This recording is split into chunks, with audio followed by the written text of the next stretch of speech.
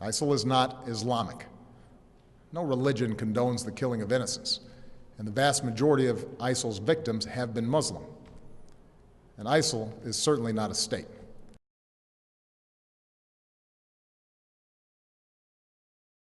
Dear Mr. President, with all due respect, sir, I must tell you that you are wrong about ISIL. You said ISIL speaks for no religion. I'm a former Muslim. My dad is an imam. I spent more than 20 years studying Islam. I hold a bachelor degree in religious studies, and I'm in the middle of my master's degree in terrorism studies. I can tell you with confidence that ISIL speaks for Islam. Allow me to correct you, Mr. President. ISIL is a Muslim organization. Its name stands for Islamic State. So even the name suggests that it is an Islamic movement.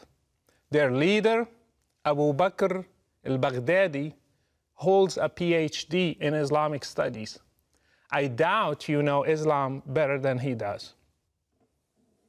He was a preacher and a religious leader in one of the local mosques in Baghdad. ISIL's 10,000 members are all Muslims. None of them are from any other religion. They come from different countries and have one common denominator, Islam. They are following Islam's Prophet Muhammad in every detail. They imitate him by growing their beards, shaving their mustaches, and in the way they dress. They follow his command in the Hadith to differentiate themselves from the infidels by wearing their watches on the right instead of the left hand. They implement Sharia in every piece of land they conquer. They pray 5 times a day. They have called for a caliphate, which is a central doctrine in Sunni Islam, and they are willing to die for their religion. They are following the steps of Islam's Prophet Muhammad to the letter. By the way, if you want to understand ISIL, read the oldest biography of Muhammad by Ibn Hisham. This is their model for action. You think that ISIL does not speak for Islam because they beheaded an American and they killed those whom they consider infidels.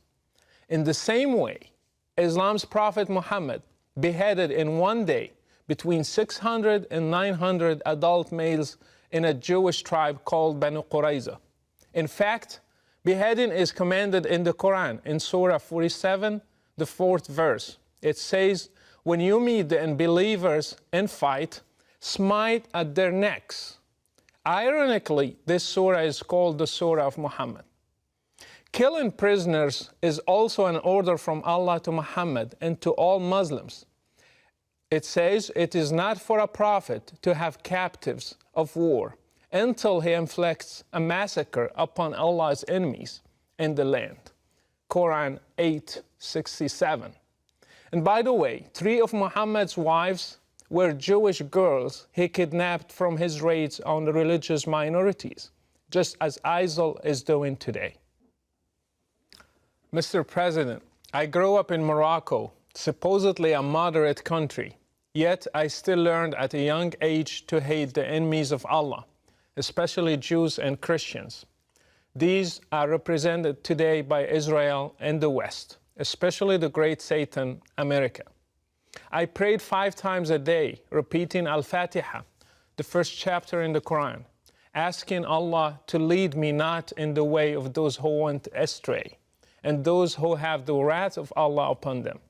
We all knew that it is Jews and Christians.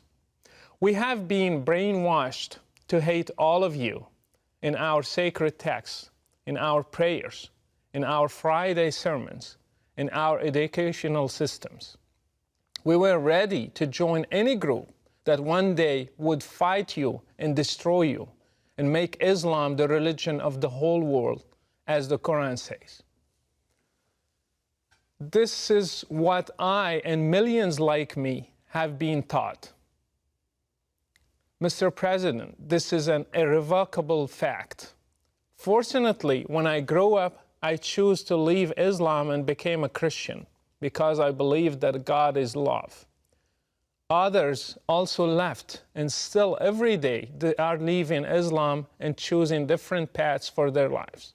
All of them are suffering today because, again, Islam's Prophet Muhammad said, "Whoever changes his religion, kill him." I left Morocco under persecution. I was fortunate. Others throughout the Muslim world do not have the same opportunity. They are paying a heavy price in different ways in order to get their freedom one day. I ask you, Mr. President, to stop being politically correct, to call things by their names. ISIL, Al-Qaeda, Boko Haram, Al-Shabaab in Somalia, the Taliban, and their sister brand names are all made in Islam. Unless the Muslim world deals with Islam and separates religion from state, we will never end this cycle. Until you deal with the root of the problem, you will be just dealing with the symptoms. ISIL is just one symptom.